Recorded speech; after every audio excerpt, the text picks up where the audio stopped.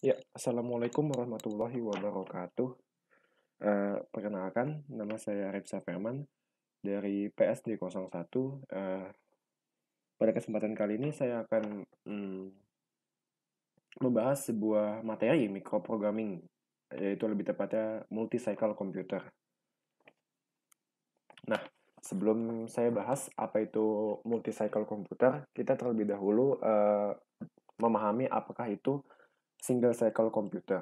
Nah, single cycle computer ini merupakan sebuah siklus komputer di mana komputer untuk mengeksekusi sebuah instruksi seperti fetching, decode, dan execute akan menyelesaikan satu cycle-nya itu sepanjang instruksinya. Dengan kata lain, panjang cycle yang dieksekusi oleh sebuah komputer itu merupakan panjang dari instruksinya, sehingga dia akan memakan waktu yang lama. Single cycle processor ini biasanya membutuhkan dua ALU untuk menghandle increment operations pada instruksi pointer dan kalkulasi memory address untuk data pointer. Lalu, single cycle computer ini mempunyai kekurangan, yaitu di mana instruksinya kompleks yang dieksekusi dalam satu siklus terbatas. Jadi, karena dia merupakan satu siklus, jadi kalau ada suatu instruksi ataupun perintah yang panjang, maka dia akan memakan waktu yang sangat panjang karena dia harus mengeksekusi secara sequencing satu per satu karena keterbatasan satu siklus itu. Jadi dia tidak bisa secara bersamaan. Lalu kekurangan lainnya adalah nggak mungkin single cycle computer ini mengakses perintah dan data pada single memory karena tadi kita hanya punya satu siklus. Jadi either kita akses perintah dulu, baru kita habis itu fetching datanya. Lalu yang ketiga ada delay yang panjang yang membatasi frekuensi clock dan kecepatan dalam melakukan perintah. Delay yang panjang ini berhubungan sama instruksi 1 sama 2 ya, karena dia punya kekurangan di limit sama satu siklusnya itu. Jadi dia mau nggak mau harus menunggu instruksi yang sebelumnya selesai dulu, baru instruksi setelahnya dieksekusi gitu. Nah, gimana nih caranya untuk handling kekurangan dari single cycle? Salah satunya adalah uh, dua kekurangan pertama dapat diatasi oleh multiple cycle computer. Jadi instruksi kompleks yang dieksekusi secara terbatas ini dan akses perintah dan data pada single memory dapat kita handling dengan menggunakan multiple cycle computer. Lalu kekurangan yang ketiga pada single cycle computer ini adalah merupakan delay yang panjang karena kita cuma punya satu siklus, mau nggak mau delaynya akan menunggu perintah-perintah sebelumnya. Jadi kekurangan ini dapat diatasi dengan teknik pipelining. Nah, apa sih ini teknik pipelining? Nah, pipelining itu merupakan teknik pada saat keadaan komputer itu lagi idle atau menunggu perintah sebelumnya, maka perintah setelahnya itu yang bisa kita jalankan, kita jalanin. Jadi dia nggak nunggu sampai perintah tertentu itu selesai gitu. Nah, iya. Tadi kan kita ngelihat untuk ngehandle cara ketiga itu apa kekurangan ketiga dari single cycle itu dengan pipelining. Nah, saya mau bahas nih apa sih pipelining itu?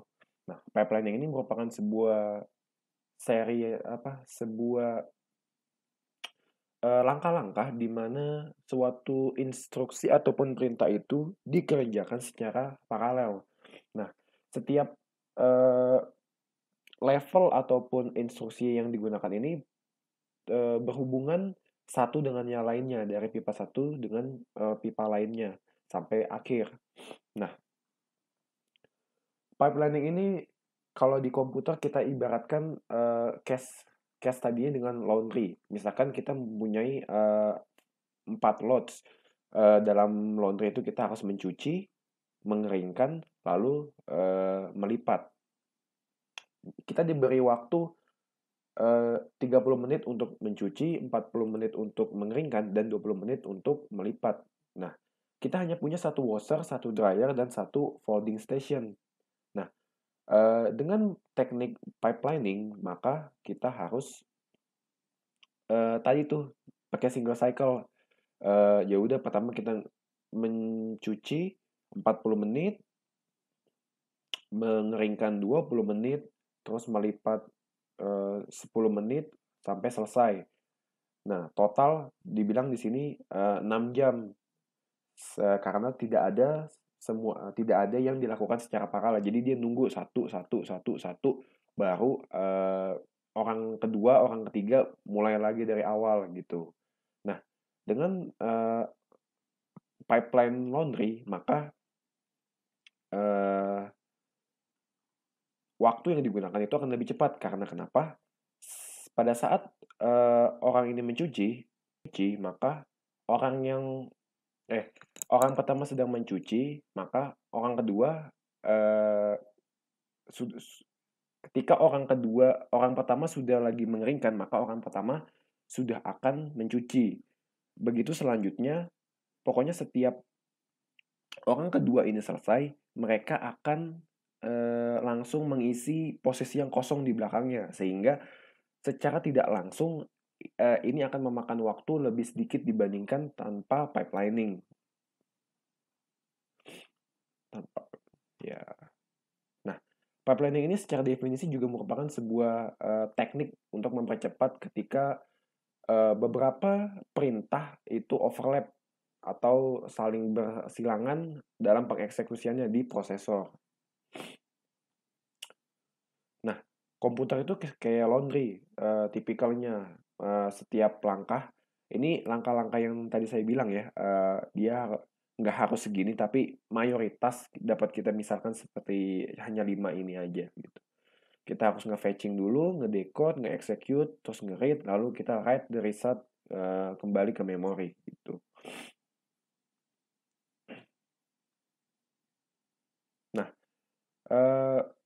dalam pipelining, instruksi biasanya punya 6 operation yang kita biasa dengar tadi ya. Ada fetch, ada decode, ada calculate, ada fetching, ada execute, ada write result.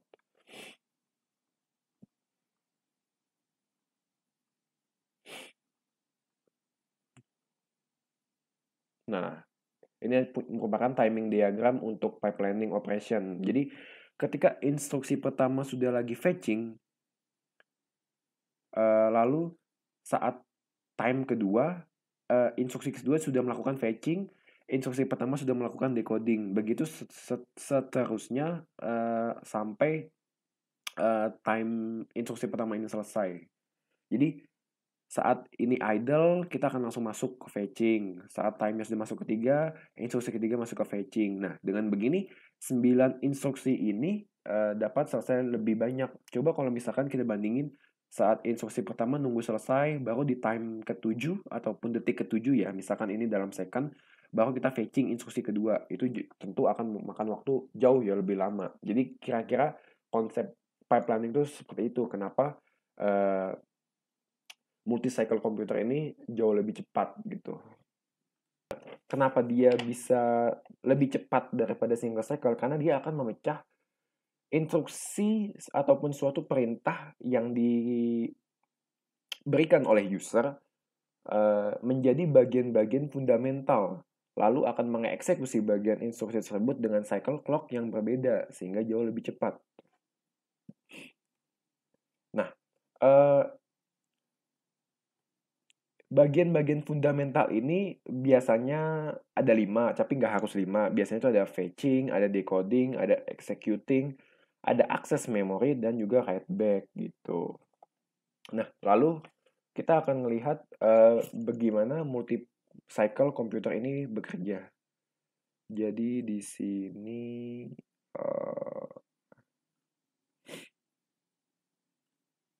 nah di sini. Nah, gimana datapad multi-cycle ini bekerja? Nah, sebenarnya hampir mirip, cuman dalam datapad sama execution-nya itu ada modifikasi aja, ada logika apa? Ada logic tertentu yang ditambahkan untuk mengatur pengeksekusian dari multi-cycle komputer ini. Nah, mari kita lihat datapad-nya terlebih dahulu. Nah, pertama, komputer dari program counter ini akan fetching instruksi dari memori. Dia akan membaca memori lokasi dari RS plus IM untuk mencari instruksi yang ada di alamat RT. Lalu, setelah di fetching, kita akan ngedecode atau ngeregister data yang sudah didapat. Misalnya kita udah ketemu di RT tadi, di perintahnya di RT, maka sekarang kita akan ngeregister file instruksi tersebut. Nah, ini biasanya dinamakan ngedecode atau register fetch.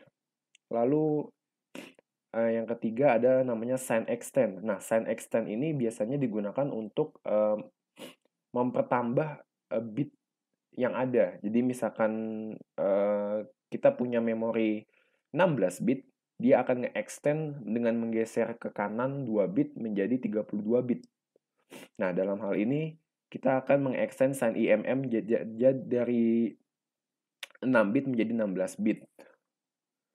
Lalu ini ada memory access. Saat sudah di fetching atau di register fetch, kita akan execute instruksi yang sudah ada dengan alunya. Maka kita punya masukin ke alu kontrolnya ini. Dia kan tadi kan alu itu kan digunakan untuk mengontrol instruction pointer dan kalkulasi memory address. Nah, di sini kita gunain kalau udah ketemu sign extend-nya sama instruksinya yang sudah dimasukin ke register file yang sudah di-decode, nah kita masukin ke alu. Alu akan menghasilkan sebuah alamat memory akses yang akan diakses. Nah, karena sudah ke alu, maka komputer akan nge-read memorinya, dibalikin lagi ke awal, ke program counter. Kalau ini loh perintah yang sudah didapat gitu loh. Nah, habis itu kita write ke register. Kita write back kalau ini sudah dijalankan. Maka program counter akan nambah. Nah, PC-nya akan nambah untuk meminta instruksi selanjutnya. Tuh. Lalu di bagian akhir